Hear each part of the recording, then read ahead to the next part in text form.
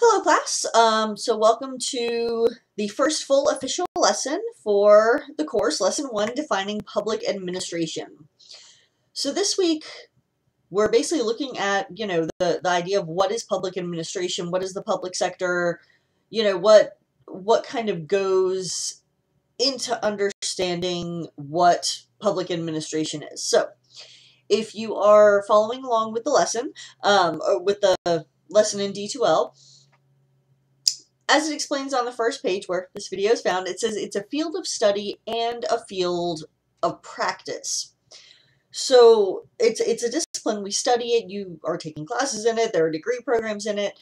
So it's essentially, it's a field of study, an academic area, but as well it's an area of practice. People go out. They are public administrators. There are a lot of different types of public administrators. You can be a firefighter, you could be in, the waterworks department, you could, there are a range of different professions within public administration, which is why it can get a little confusing. It's not, when you think of police officers, you just think of, okay, people are police officers. Well, they're also, in a sense, public administrators because they are part of the public sector. They work in this public arena. And so if you follow along, I'll talk a little bit about the assignments at the very end of this lesson. So when we're learning about public administration, the basic concept of it is it's what government does. And public can be, just the public at large, that sort of thing. And government, we often think immediately of the federal level, of President, Congress, Supreme Court, that kind of level. But government in the public sector is also state and local. So it could be the President of the United States, it could be the governor, it could be, the head of the school board or city manager. It's all different levels of government. And so the public sector kind of encompasses a big range of ideas and a big range of areas. So it is what government does. A good way to kind of differentiate the concept is to think of the idea that there are multiple sectors out there. So public tends to be, is government, again, what government does, these different levels, and the goal of the public sector is in some way to serve the public. Now the goals might be a bit different. The goal of a prison is going to be a different goal from, Parks and Recreation Department, so the goals are different. But in some way, they all involve the public and involve the citizens. They involve some sort of service. The private sector, the main goal is to make profit. They might produce a product or create something, but in the end, they're making money, for the holder, the owners of the company, for the shareholders, whatever, type of private company it is. But the end goal is profit. Now, what's considered kind of a third sector is the nonprofit or voluntary sector. And they might have different goals as well. It could be anything from, the Boy Scouts, would fall under that area, as well as, the Red Cross, so again, goals can be different, but they're not trying to make money, that's not their end goal. Their goal is to provide something for a certain group or to raise awareness for a cause. There are different, again, potential reasons why they exist, but they're distinct from the private sector.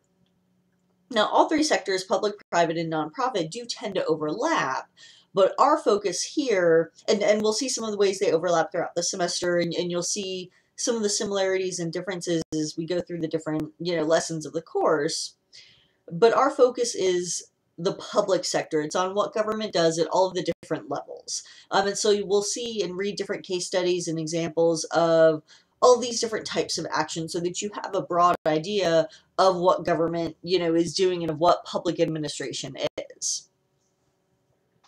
Now, if you look at the definitions of public administration, people can define it, very differently.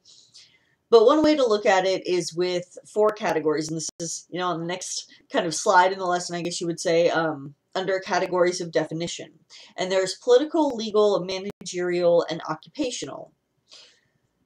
Political can be, there are different elements to it, and so if you see in the lesson, there are kind of 4 different items, and so again, it's what government does, handling government business, It's handing, or addressing different types of services. This is where it often connects with public and nonprofit sector. It handles policy making, provides things to to groups that other sectors wouldn't be able to provide, something like national defense to, the country as a whole, that kind of idea. With all of those things comes some political element. Politics are somehow involved, and theories, of democracy and accountability, and all of those issues become kind of enmeshed with public administration and with the public sector. And often we don't like to think of it being, politics, because it's not pure politics. We're looking, again, more at the business side, the what government is doing. So the management and administration of it, which we'll see in kind of some of the other categories of definitions. But politics is still somehow connected. It's easiest to see this if you look at something like funding. We'll talk a little bit kind of in the next section, of this lesson about sort of providing for public administration. But the funding is going to come, from the taxpayers in some way, some sort of fee or some tax. And so it can become very political when you have to determine where that funding is going to come from, who is going to pay for it, how is it going to be divided up, who will get the benefits, those sorts of issues. And so there's always some sort of politics involved. So that's kind of the first category of definition. The legal definition, public administration is based in law. In order to create an agency, some law has to be passed, some, rule, regulation, all those things are put into place. And then it's in public administration that first they're created by law, but they are also the ones who put into place the laws. They might be passed by the legislature, but somebody must execute those laws on an individual level. A good example of this is, there's a big debate right now in the country regarding immigration. Well, the president can pass an executive order and the legislature can pass a law and say they change the laws dealing with immigration, and now they want more people to be arrested or be deported, something, whatever the particular law is. Well, the legislator that passes that law, or that's, votes yay or whatever on that law, and the president who maybe signs the executive order, they're not the ones who are going out, and they're not the ones on the street who are going out, finding those individuals. It will be other people who work and are employed within the public sector, say your local, sheriff's department, police officers, people like that, who then have to put into place the laws passed at this federal level. Now, there are a lot of issues and concerns that go into that, but the idea is it's public administration are those people who are implementing and executing those laws. The next kind of category of definition is managerial, and this is kind of the management, administration portion of it. There are a lot of different elements involved, and we touch on a lot of them, budgeting and human resources and, how to design an organization. All these different issues are managerial in some way. Somebody has to go out and kind of design and plan and organize these, what the public sector is going to do, and so that's where managerial comes in. Then the last part is of these categories of definition is occupational. Again, there are a range of different occupations. I mentioned this earlier. But when they are part of the public sector of a public organization, they are, part of this system of public administration. And so, again, it can be a lot of different occupations. Some people may actually be contract workers for the public. Say they, they're doing tree trimming, and so the city contracts out to a private company to, and they give them a contract to do all of the trimming of the trees. Well, they're helping, that private company is overlapping with the public sector, and in a way helping the public, by essentially taking on that responsibility through the contract. And so occupationally, it can involve a range of different types of persons and different activities. So moving on, so those are, again, kind of broad definitions, categories, how we can understand what public administration is. Well, in order to establish all of these, again, I kind of mentioned this, or I was getting ahead of myself, is the idea of creating public administration. It has to come from somewhere. You know, the organizations, the agencies, the departments, those are going to be created by law, but then you need to be funded in order to accomplish anything. You know, sometimes a program will be created, no money will go into it, so it doesn't really do anything. Well, all of public administration is that way. It needs to be funded, you know, in order to get off the ground and accomplish what it needs to accomplish. And so, again, this is done through taxpayer dollars, through fees, through, you know, paying for certain services. It talks in the lesson and in your text about, you know, different types of spending, what money is used for. And so we have to think, okay, you know, taxpayer dollars, you know, we're paying for national defense. We're paying for, you know, your local property taxes will go to support your local schools.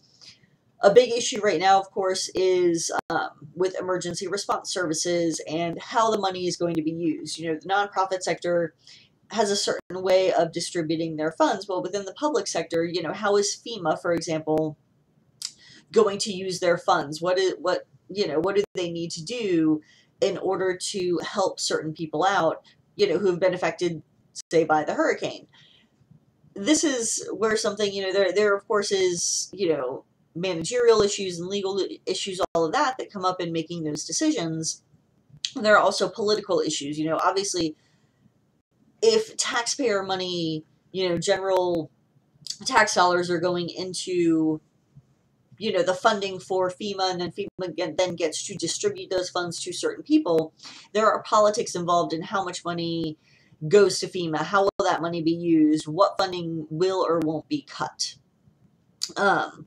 And so a lot of these issues come in with establishing and creating public administration and whether or not it is democratic, again, and accountable and transparent, and whether it's effective and efficient. All of these sort of values and issues will come into play as you look at public administration and the public sector.